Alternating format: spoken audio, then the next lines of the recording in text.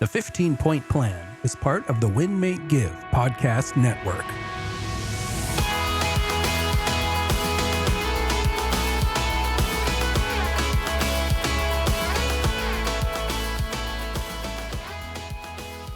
Welcome to the 15-Point Plan podcast. My name is Ryan Park Greigg, and as always, I am here with my amazing co-host, Jacqueline Smith. Jacqueline, the 15-Point Plan, it's a lifesaver. It is a system. It is a system of simple things like hydrating your body, eating the right things, moving your body, taking some time to yourself. And really what it does is it allows you to follow the system and take your life from ordinary to extraordinary. And we meet once a week. We talk for 15 to 20 minutes on one or maybe many of these topics in hopes that will inspire our listeners to take action, to simply have more energy and a little bit less stress, right? Absolutely. And speaking of stress and 15-point plan, how you assimilating back to reality after your mountain climb? We talked last week. If you didn't hear the episode, I interviewed Ryan. You can go back and listen to it. But I'm curious where your head's at this week.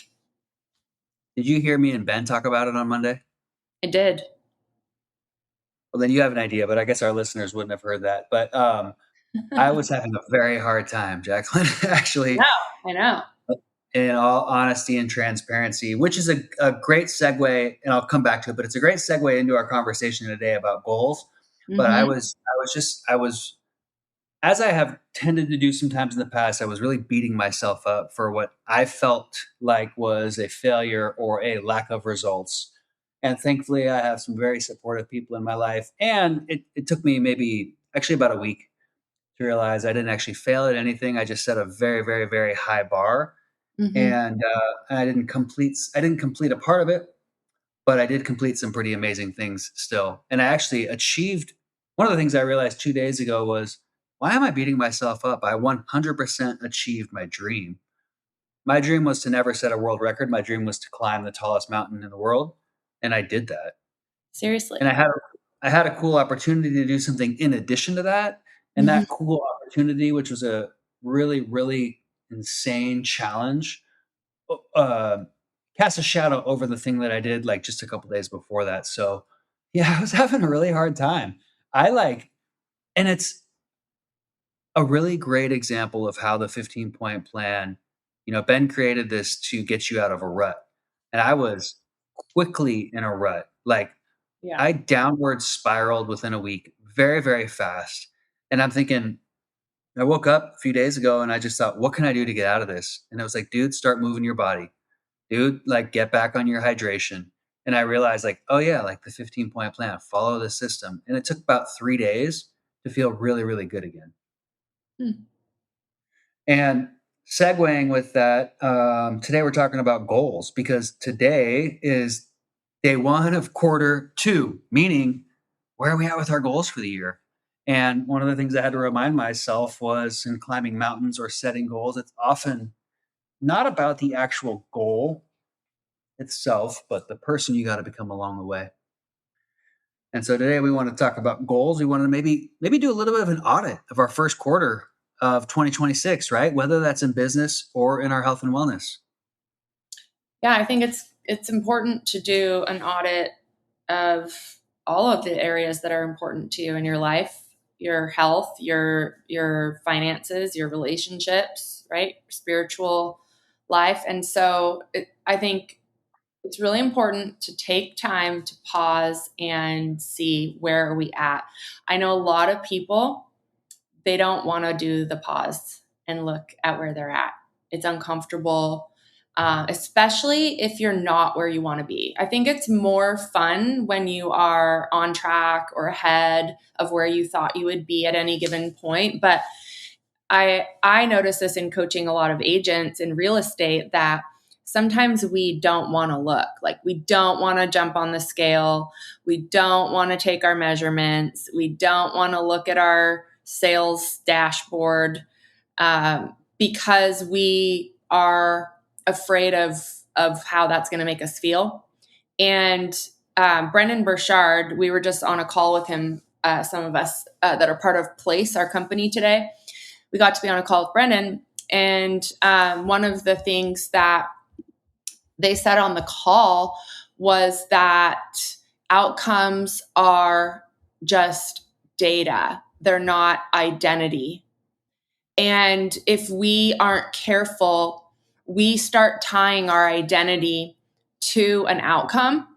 And then we forget what the most important part, which is, Ryan, what you just said, which is, who are you becoming in the process? Because a lot of us have set goals in our lives, and if we reach those goals and we are miserable and we've destroyed our health and our relationships and our life along the way, we're probably not going to be happy with the outcome, even though we ended up achieving what we thought we wanted. Now, another person could achieve that same goal, but have enjoyed the journey and not tied the outcomes and the failures along the way to their identity and who that means they are as a person. And they could be maybe shy of the goal and be more fulfilled than the person who actually hit the outcome. It's so true. I mean, one of the analogies that I came up with while beating myself up over this last week on this goal, I thought about it like this. Would you rather be a person that set a goal to make $1 and made $1? Mm-hmm. Or would you rather be a person that set a goal to make $100 and you made 97? Mm-hmm. Yeah. Because I was sitting there going, oh my gosh, I'm such a failure. I didn't climb this mountain for a second time in 24 hours or less, which actually nobody in the world had ever even tried. Most of us are just like, honestly, Ryan, like most of us out here are like, that's crazy, that would have been pretty epic to do, but like, it sounds insane, anyways. So like the cool part was that you tried, to me, And well, thank you, Jacqueline. But the cool part to me actually was what it took to try. Because when I realized I'm going to try this world record, the training exceeded a level that I'd ever done before. And I think what we do is we tend to set goals that we feel like we can achieve because we're afraid to fail, because then we're going to be a quote failure, as I felt. Mm-hmm. When in reality, we need to flip that, how we look at things, and think, I should set a goal that is actually so crazy. I don't even know if hitting it is even possible. Because again, if I set a goal to make $1, I'm probably going to make that dollar. But if I'm thinking, gosh, let me just go all in, let me just go 100%, let me just see what I can possibly do. Let me set a goal to make $100, and I got 97. Well, that's 96 more dollars than the guy that played it safe. Yeah. And set the goal. So I think that was a really great example for me and a reminder to me. The only failure is to not try. The only failure in any of these goals is to not try. And one of the things that really stood out to me, and hopping on that bus for the second time around to go try the world record. So we did it right over 8 days, and then we came back down and slept for one night, and then we hopped on the bus to go back to the park, to the gate the next morning. And there was this one guy, like real buff dude, ex-Marine dude, and he was standing out in front of the bus. He had his arms crossed and he was standing out in front of the bus as everybody was loading. And I was like, gosh, is this guy just waiting for everybody to get on the bus, and then he's going to get on the seat in the front with his girlfriend? But then the bus started to pull away and he just stood out front. And I'm like, hey, what's going on with him? How come, is he coming on the bus? And they're like, no, he hurt his knee. He's not coming. And I was like, oh my gosh, he's not even going to try. Like that guy's not even going to try. And so I think when it comes to goals, forget this whole idea of failure. There is no failure other than just not trying at all. So when we look at Q2, where we're at now, what goals do we set going into the new year that we wanted to achieve? And where are our priorities in achieving those? And if we have too many priorities, like Brendan said, well, we're probably going to have this long list of things where none are getting done. And we just need to get back to those couple, one or two things, and go from there, right? Yeah. I had that like conversation that you just kind of described. I had this conversation with one of our agents recently where she set a goal this year that was like more than double what she's ever done in her career. And she is not where she wants to be. And so she was getting very emotional about it, understandably. Like she really likes to to do what she says, you know? And so she was struggling with it. And I asked her that exact question. I said, okay, so do you want to just change your goal and do what you've always done? Or what if your goal does take longer than you thought? What if it takes you 2 years to grow into the person that can achieve this, and also like build the capacity and the systems in your life that can carry this, right? What if it takes you even 3 years? Yeah. To get to this goal? Would you rather not try, or can you stomach being a quote unquote, like you said, like a failure? Yeah. And it's interesting, you know. What'd she say? What was her Said, response? She fired up, or she wasn't fired up, but she took a few minutes and she said that she wants to build this, because what I talked to her about was, just because we set a goal, it does not mean it's going to happen. Just because you have the intention and the desire doesn't mean you're going to do it. You have to. We all have a set of habits, systems in our lives that are getting us the results that we've gotten thus far. And in order to grow beyond that, we have to expand our foundation, right? We have to expand our habits, and like I said, our capacity. And so that doesn't happen overnight. And like, if you want to look at me, people look at me and my business and they think, wow, she is so successful. Her team is the number one team, has been for, since 2017. We're profitable, we're successful. But guess what? I have failed at my goal every single year since 2022. So while everyone else looks at me, and actually, no, not since 2022. I have to correct that. I actually have been failing at my annual goal every year since 2016. That was the last year 2015, I hit my goal. 2016, I didn't hit my goal. My goal in 2016 was 100 houses and I sold 87. I've been failing since 2016 every single year. you use the word, so I'll use the F word. You said you've been failing. Do you feel like a failure? No. No, of course not. Nor should you. And I am one of those people that look at you like, dang, Jacqueline is super successful and super good at business and runs an incredible organization. I asked Ben the day after we did that call on Monday. I had breakfast and I was talking with him about goals, and I asked him. I just said, "Do you even have a time frame on your goals anymore?" He's like, "No, it just doesn't matter anymore. Like you have these big picture goals, and you just learn. I think, and maybe I'm slowly starting to get there, that we want to set a time frame because we like to have specific goals with time bound results.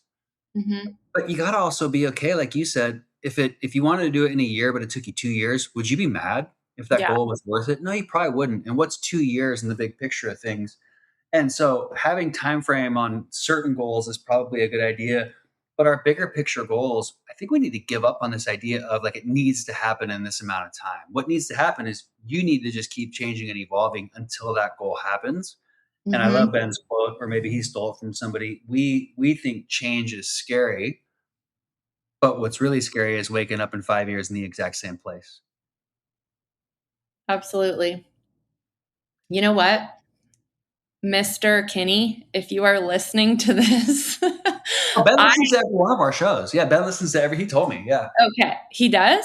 Okay, so Ben, there is one particular goal that I really hope that that's not the one that you had in mind when Ryan asked you that question, because I'm really hoping that it happens in 2027 or 2028, which is already extended out from where I originally wanted it to happen. So we're not going to talk about what it is. He knows what it is. So there's a time bound on that one. That's right. We need the, yeah. So back to, though, the conversation we're having. If you are miserable in the pursuit of your goal, that's what Chris Suarez, when he was on the call with Brandon Burchard, he talked about that being like the journey. Yeah. And so if you're not enjoying the journey, and it's not that we don't have like bad days or have times we want to quit or question our sanity, all of those things can be true. And we've got to find joy in the journey. Otherwise, I do think you'll get to the end and be like, oh my gosh, I was miserable for the whole time, and now I'm not, this end goal didn't make me as happy as I thought it was going to.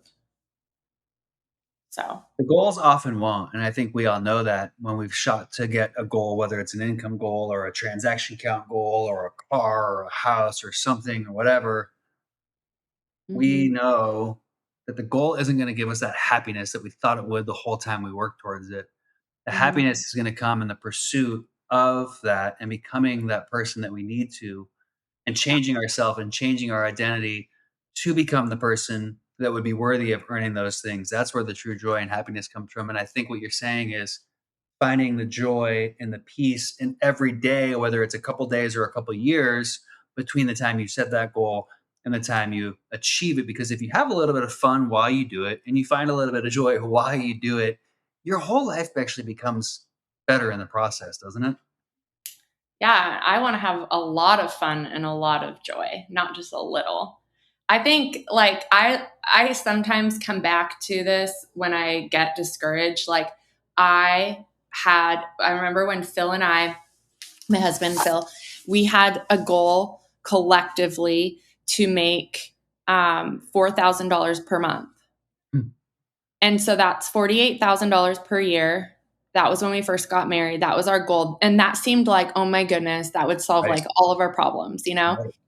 And so when I think about where we are now, I'm like, dude, I'm just having fun now. Like I'm just seeing like what is possible in this one life that we have. Like I'm enjoying like helping other people like smash their goals and their limiting beliefs and become people that they never thought they could become. And like I don't like that I forget that. Like I want to remember that more often, because a lot of us are past probably like we're where one day we used to pray to be, maybe you were single and you used to pray to be married. Maybe you were, prayed for kids and prayed for a puppy, prayed for a job that you have, prayed for something that you now have, and kind of like the novelty's worn off. And,